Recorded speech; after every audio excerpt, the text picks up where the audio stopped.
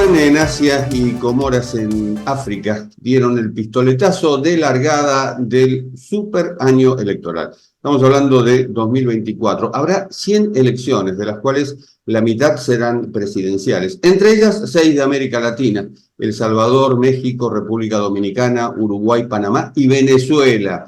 Y algunas que son cruciales, más allá de nuestras fronteras, como las de Estados Unidos, Rusia, India y las del Parlamento Europeo. Esto significa que el 49% de la población mundial está convocado a las urnas. En El Salvador, por ejemplo, el presidente Nayib Bukele buscará ser reelegido más allá de los impedimentos constitucionales para ello. En México competirán por primera vez 2 mujeres, Claudia Sheinbaum, que va por el partido oficialista, Morena, y la ex senadora Xochitl Gálvez, por una coalición compuesta por los partidos opositores, Partido Acción Nacional, el PAN, el Partido Revolucionario Institucional, el PRI, y el Partido de la Revolución Democrática, el PRD. La incertidumbre marca las elecciones en Venezuela, con candidatos inhabilitados por el régimen de Nicolás Maduro, y la duda sobre el proceso en sí, previsto para el segundo semestre de este año.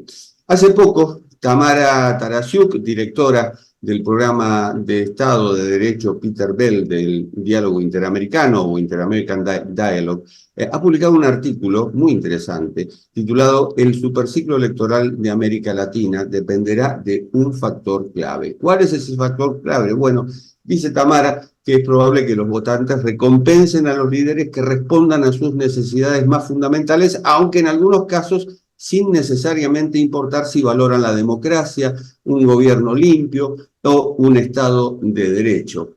Entonces, le vamos a preguntar a Tamara, justamente a la que le damos la bienvenida, ¿qué impacto puede tener en el electorado justamente eso, la necesidad fundamental de la ciudadanía, más allá de la ideología, más allá del valor de la democracia en sí? Hola Jorge, ¿cómo estás? Es un gusto enorme estar acá con ustedes. Yo creo que lo que decía en el artículo es un poco mi visión de lo que se viene este año, ¿no? En el pasado, en los últimos años, vemos cómo recurrentemente en la gran mayoría de las elecciones gana la oposición, los que vienen en contra de quienes están en el poder. Y lo que me parece que estamos viendo para este año es que el electorado está dispuesto a recompensar a los gobernantes que dan resultados en distintos temas, puede ser en temas de seguridad, en temas de anticorrupción, en temas de necesidades de la gente, independientemente de si estos gobernantes les importa la democracia, la transparencia o el Estado de Derecho. Entonces, el costo que tengan las políticas para la democracia no es un factor para que el votante elija si una persona sigue en el poder o no, y muchos de los ejemplos que mencionabas recién, que podemos ahondar en esta conversación, muestran precisamente eso. Esto entonces va más allá, por ejemplo, de la letra constitucional. Ponemos el caso de El Salvador. Bukele debería estar impedido de ser candidato a la reelección. Sin embargo, lo será en febrero. El caso de Bukele es un excelente ejemplo de esto, porque lo que ha logrado Bukele durante su mandato fue consolidar una política de seguridad que dio resultados en la baja del índice de homicidio, la baja del índice de extorsión. La gente se siente más segura yendo al parque, yendo a la plaza, viviendo su día a día, pero lo hizo a un costo enorme para el Estado de Derecho en El Salvador, porque la razón por la cual estas políticas de seguridad son efectivas, es que pudo implementar políticas tremendamente abusivas, donde se han violado derechos humanos, donde no se respeta el debido proceso, donde se han detenido a más de 70.000 personas, muchas de ellas abusadas en detención, porque antes de adoptar este estado de emergencia que iba a durar 30 días y ya lleva casi 2 años, lo que hizo fue tomarse el Poder Judicial, adoptar con una mayoría legislativa medidas que le permitieron nombrar un fiscal, nombrar a jueces a la Sala de lo Constitucional, y con este aparataje, este andamiaje institucional, pudo poner en marcha una política de seguridad totalmente abusiva. Pero es un político tremendamente popular porque logró devolverle la seguridad a la gente, que es una de las principales preocupaciones que tienen. Y así van a votar los salvadoreños. No hay ninguna duda que Bukele va a ganar. La pregunta es, ¿por qué margen va a ganar en las elecciones de febrero? Y si gana con un margen grande, el tema no es solo la presidencial, sino que también hay elecciones legislativas. Entonces, con un margen grande en la elección legislativa, va a poder seguir nombrando a personas afines a él a otros cargos claves en el gobierno y consolidando su concentración de poder. Bukele por derecha y, en cierto modo, Nicolás Maduro por izquierda. Es decir, estamos hablando de la cooptación de los tres poderes en uno solo, que es el poder ejecutivo. Es una comparación interesante esa, porque la realidad es que Bukele en 2 años hizo lo que a Chávez le llegó como 10 en Venezuela en cuanto a la concentración de poder. Ahora, si miramos las elecciones de Venezuela de este año, es muy difícil que sean elecciones que consideremos libres y justas. Hay candidatos inhabilitados. La principal candidata opositora todavía no sabe si puede ser candidata. Y la realidad de Venezuela es muy distinta a las otras de los países que van a tener elecciones este año, porque la transición democrática en Venezuela no es una transición que se va a dar meramente por un ciclo electoral. Desde mi punto de vista, imposible que haya un cambio de gobierno por medio de una elección en Venezuela si no hay una conversación en serio y una negociación política sobre cómo es el día después de una elección. Cómo se le otorga un puente de oro a los que están en el poder, a algunos de los que están en el poder, para que abran la puerta a una transición democrática. Y si no hay una conversación sobre eso ya, no es posible que a través de una elección, que no va a ser del todo limpia, aunque sea un poquito más limpia de lo que fueron las anteriores, haya una transición de poder en el país. Hablabas de conversación y justamente hay un fenómeno disruptivo en América Latina que es Javier Milei, el nuevo presidente de Argentina, aparentemente renuente a la conversación, casi un calco con Donald Trump y con Jair Bolsonaro. ¿Crees que puede influir ese modelo disruptivo? Mira, yo creo que lo que vemos en la región, y Milei ha sido un ejemplo de eso, es que surgen estos, a mí no me gusta mucho el término outsider, pero como esta gente que viene desde más cerca o más lejos de la política, pero desde otro lugar, a tratar de sacudir el tablero democrático, eh, y cuestionar lo que está en el sistema, digamos. A mí me parece que el paralelo más interesante con mi ley del pasado es Fujimori en Perú, que llegó en circunstancias muy parecidas en el país, digamos, obviamente sacando de lado la violencia de Sendero Luminoso, la situación económica, el discurso, llegar, digamos, con un partido nuevo, y lo que hizo Fujimori fue muy preocupante para el Estado de Derecho. Yo creo que la pregunta en Argentina hoy es, el presidente Milei está priorizando políticas económicas, la situación económica del país es muy complicada.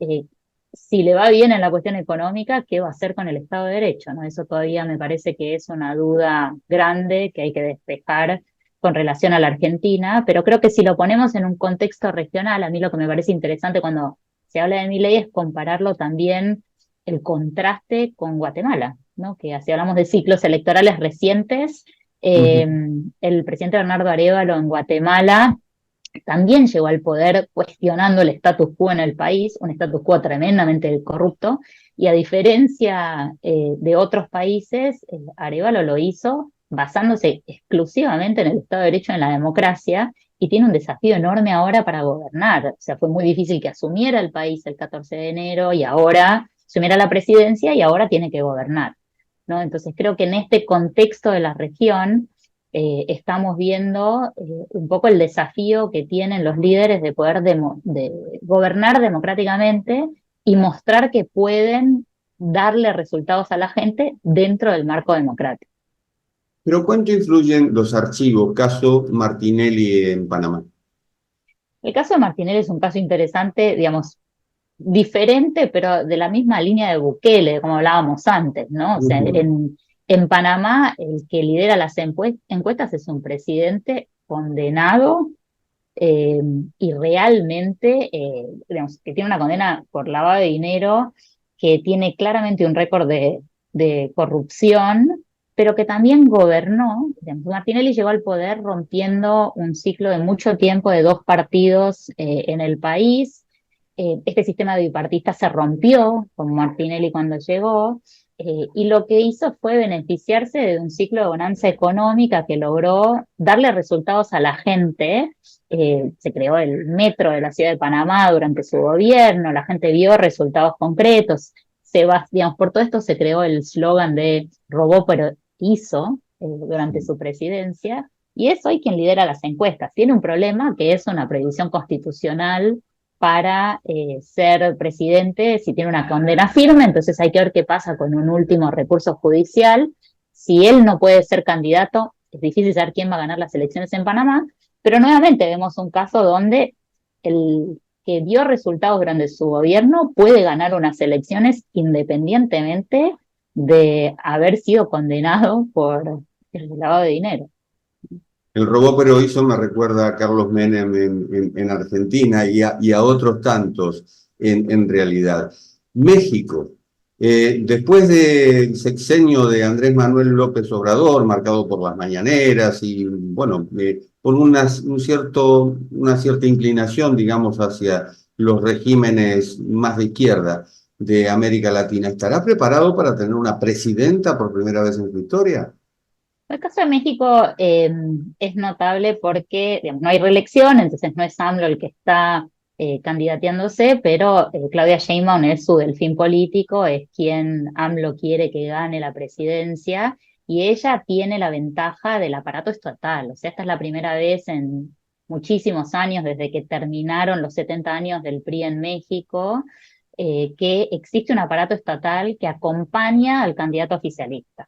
En este caso es una candidata que es del riñón de López Obrador y se beneficia en particular de las medidas y los programas sociales de López Obrador y de cómo fue su gestión en ese ámbito, y una gestión que es percibida como muy cercana al pueblo, con las mañaneras, con la forma de ser de López Obrador.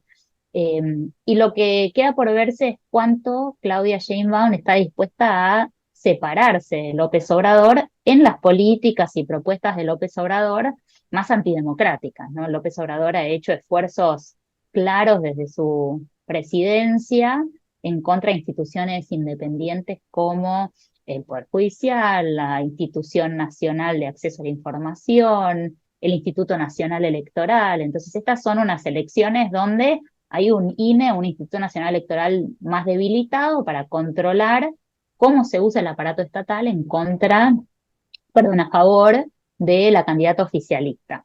Y vos decías, ¿está México preparado para una presidenta mujer? Va a tener, porque la principal opositora también es mujer, Xóchitl Gálvez. De todas formas, yo siempre quiero poner sobre la mesa que eso no necesariamente significa un avance para los derechos de las mujeres, ¿no? Ninguna de las dos candidatas tiene un récord claro en esa materia, entonces habrá que ver si México está preparado para eso y qué significa eso para la igualdad de género en un país como México, que tiene una trayectoria tan machista, ¿no? Y que está marcado por dos fenómenos coyunturales. Uno es la inmigración, o la migración, mejor dicho, y el otro es el narcotráfico.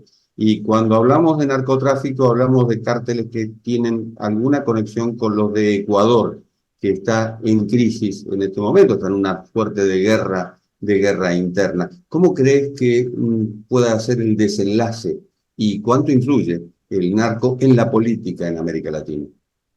Muchísimo. Yo agregaría a tu análisis sobre México que obviamente un factor muy determinante de lo que pasa en México siempre es su relación con Estados Unidos, ¿no? Y ambos temas, el tema de la violencia, la criminalidad, el narcotráfico y la migración son prioritarios en la relación con Estados Unidos. Yo creo que el tema de la inseguridad y el narcotráfico es un problema creciente en la región. Lo que vimos en Ecuador en estas últimas semanas de estos picos de violencia son producto de la expansión del crimen organizado en Ecuador, que es un fenómeno transnacional, ¿no? Ecuador no va a poder combatir esto solo, necesita de coordinación a nivel regional para poder abordar las causas de este fenómeno transnacional.